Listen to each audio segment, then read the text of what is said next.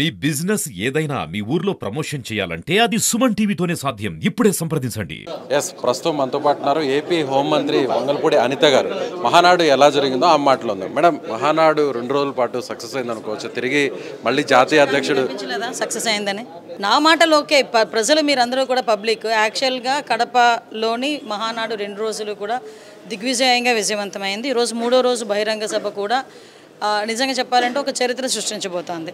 కడపలో నుంచే ఈరోజు ఆంధ్రప్రదేశ్ రాష్ట్ర అభివృద్ధికి సంక్షేమానికి పెద్దపీట వేసేటట్టుగా నిన్న నారా లోకేష్ గారు ఏదైతే మొన్న 6 శాసనాలు ప్రవేశపెట్టారో, తీర్మానాల కింద ప్రవేశపెట్టారో 6 తీర్మానాలను ఆమోదించడం జరిగింది.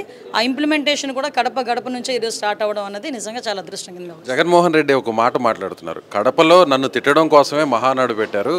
ఏ ఇంటికి వెళ్ళినా కూడా ఇంకా కూడా సూపర్ 6 సంబంధించినటువంటి పోస్టర్స్, ఆ ప్లే కార్డ్స్ కనిపిస్తున్నాయి. వాటిలో ఒక్కటైనా కూడా అమలు పరిచారా? దానికి ఏం ఆన్సర్ చేస్తారో.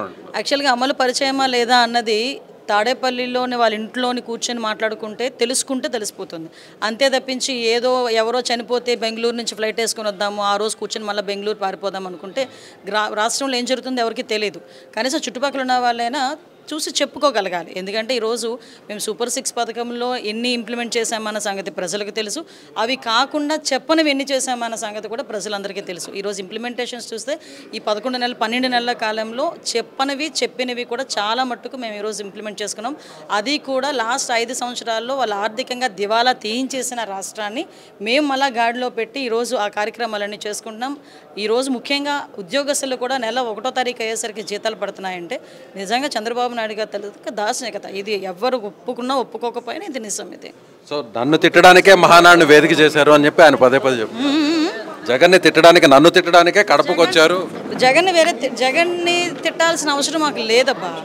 జగన్ ఒక పులివెందుల ఎమ్మెల్యే, ఆయన తిట్టాల్సిన అవసరం మాకేంటి? అలా అనుకుంటే 11 మంది ఎమ్మెల్యేలు మేము తిట్టాలి కదా. మాకు అంత అవసరం లేదు. మేమేం చేస్తున్నాము, గత పరిపాలన ఏం జరిగిందన్నది ప్రజలకు మళ్ళీ గుర్తు చేయాలి. కాబట్టి కొన్ని సందర్భాల్లో ప్రజలకి గుర్తు చేస్తూ ఇప్పుడు మేము ఏం చేయబోతున్నాం అన్నది చాలా క్లియర్గా మేము చెప్పడం జరిగింది. తెనాలి ఇష్యూలో దళితుల మీద, మైనార్టీల మీద పెద్ద ఎత్తున దగ్గరుండి పోలీసుల చేత దాడులు చేస్తున్నారని చెప్పి జగన్ అంటున్నారు. విషయం ఏంటంటే డాక్టర్ సుధాకర్ డాక్టర్, ఆయన మాస్క్ అడిగిన పాపానికి చేతులు రెక్కలు వెనక్కి ఇరిచి నడి రోడ్డు మీద చొక్కా ఇప్పి కొడితే ఆ రోజు మాట్లాడలేదే జగన్మోహన్ రెడ్డి. అదే వరప్రసాద్ అని ఒక దళిత యువకుడు ఇసుక మాఫియా గురించి మాట్లాడితే పోలీస్ స్టేషన్లో కూర్చోబెట్టి శిరోముండనం చేసిన రోజు సీఎంగా ఉన్న జగన్మోహన్ రెడ్డి ఎందుకు మాట్లాడలేదు? అదేవిధంగా అతను చీఫ్ మినిస్టర్గా ఉండేటప్పుడే డ్రైవర్ని సుబ్రహ్మణ్యాన్ని వాళ్ళ ఎమ్మెల్సీ చంపి డోర్ డెలివరీ చేస్తే ఆ రోజు ఎందుకు మాట్లాడలేదు?